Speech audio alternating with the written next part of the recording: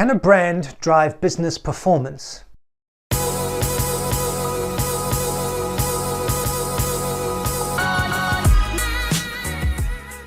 In this video, I'm going to do a quick recap on how brands can drive business performance and also answer the question, do I need a brand? Spoiler alert, yes. I'm then going to back this up with another 2 examples of case studies from companies that are doing it well. I covered in my other video titled, What is a Brand? What a brand is and what it does. So let's dive in, a quick recap of that, and also discuss how brands drive business performance. So we discussed before that a brand is not just a logo, it is the sum of perceptions of everything a company does. How do brands drive business performance? They do this by creating a halo effect that does these 4 things. It builds customer preference and loyalty, it supports premium pricing, enables entry into new markets and with new products, and it enhances employee recruitment and retention. So if that is what a brand is, and how they drive business performance, let's look at some case studies again of who is doing this well. Now, we previously covered 2 case studies in my previous video covering Apple and IKEA. Today, we're going to cover 2 other completely different industries looking at food and beverage and apparel or clothing. Today, we're going to look at Pepsi, who has a brand value today at about $18.6 billion.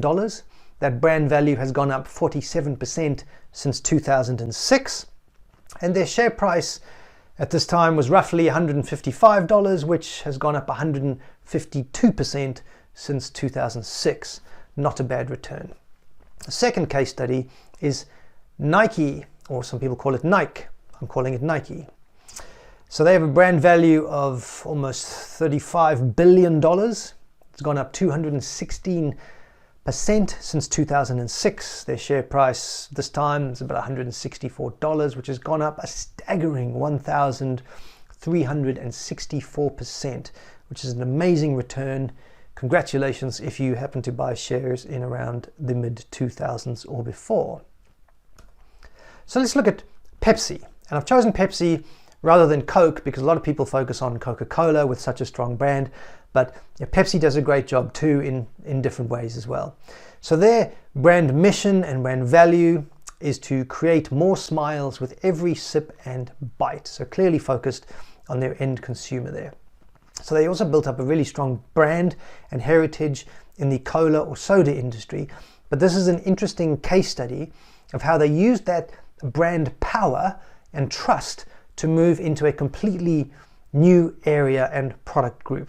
So although this case study is a bit old, it's from the 1990s, but it's very, very powerful. I think it's a great example of the power of a brand and how it can drive business performance. So they developed a first mover position into non-carbonated drinks, i.e. bottled water, when bottled water first took off. Everyone takes it for granted now. You go to meeting rooms and in restaurants everywhere, people have bottled water. That was not the case sort of early 1990s and before. The only place you got water was pretty much out of the tap. You wouldn't dream of actually paying for water when it was free out of the tap. However, Pepsi, another great example of marketing and a consumer customer-led company, they were tracking and understood the evolving consumer needs, that people wanted more health. They wanted to eat and drink healthier things. And they wanted to lead healthier lifestyles. So they used the trust, reputation, and confidence built up in the Pepsi brand and with consumers to move into this new market. Now, obviously, they didn't want to brand Pepsi on water because a carbonated drink and a bottle of water is not the same thing, other than just having drinks in common, but that's about it. So they did their market research. They launched with a new brand called Aquafina, and it had a positioning around purity, also very customer and consumer led. Consumers are looking for, I want pure water. So what Pepsi did, they turned their ability to say, well, okay, we're a processed company, man. We make processed foods. We make carbonated colas. We make Doritos, Frito-Lay, etc. But we have power in processing things, and if we want to process water to make it really pure, then we're one of the best companies to do that.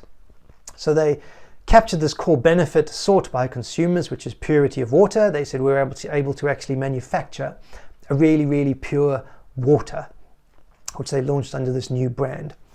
And then they consistently executed this new brand in all media and TV commercials, all the way down to vending machines and point of sale. A great example of launching a brand from scratch by using the power and trust of a built-up existing brand. So people said, well, Aquafina, I've never heard of it. Oh, it's made by PepsiCo. Oh, great. That's a brand I know, I trust. They have quality control standards. They're not going to do anything, weird or dodgy below board in the market that's going to upset or poison consumers. I will buy this product. And then that brand then becomes a brand in its own right. And the result of how that, this branding move drives business performance, they now have the number one position in bottled water in the United States, even though there was other bigger companies like Coca-Cola. They were there first, they took the position first. So they've generated approximately $2 billion in additional revenue, and it drove 20% of their corporate growth in the following years post the launch of this brand. So in answer to your question, does a brand drive business performance? Yes.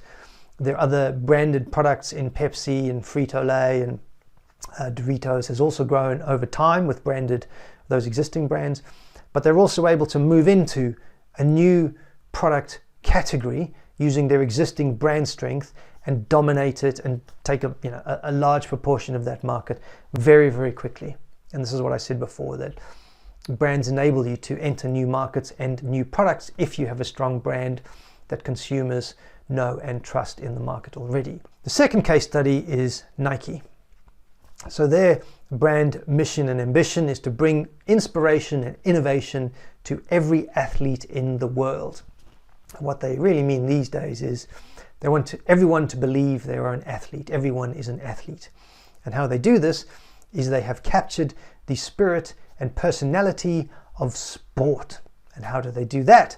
They have consistent investment in spokespeople, sponsorship, consistent advertising, arena merchandising, branding everywhere creates a larger than life brand. So if you go way back in time, Nike was originally a running shoe, and they weren't the best running shoe, and they certainly weren't the best basketball shoe. And then in the 90s, they kind of took a gamble and said, okay, well, let's put all our chips on sponsoring this bright new talent in the NBA. That person, everybody knows, was Michael Jordan. And they went from being kind of second or third tier in their division to being the absolute market leader. They did a great job of spokespeople as sponsorship. They blazed the trail on that.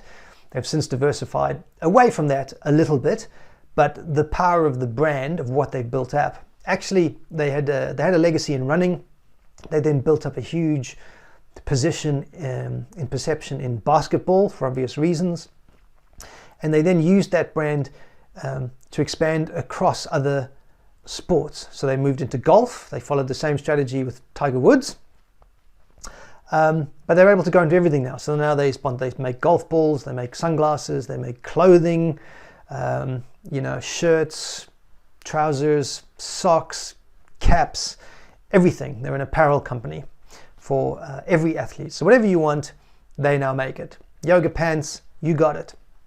Okay, so they have a larger than life brand. They do frequent design upgrades and line breadth to basically get into as many sporting categories as they can. But they still have a simple but tightly controlled brand presentation that has not changed in 20 plus years. Consistency and continued investment. And the result is they are the number one brand in 60% of the categories in which they compete, which is astonishing.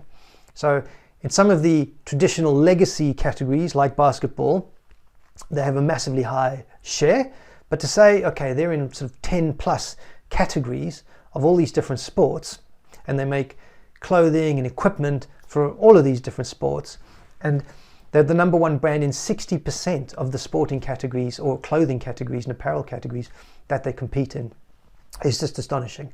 But again, it shows the power of a really strong brand that consumers know and trust, that you can do line extensions of your current product, you can keep adding to it, and you can go into new product categories and dominate there as well, and go into new countries. So Nike is really strong in China now because they went there early, they continued to invest, and they have a strong position. So they can also go into new countries. And again, this is the power of a strong brand.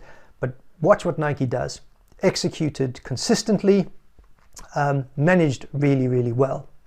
So Nike is a company, as you saw, a 1,300% return on your investment in actually a relatively short space of time, since 2006. So this is another company using a brand in the apparel world doing things really well. Do I need a brand? Yes. Let me know in the comments below if this is helpful, and if it is, please hit that like button and don't forget to subscribe to get more content and topics like this one. Thank you.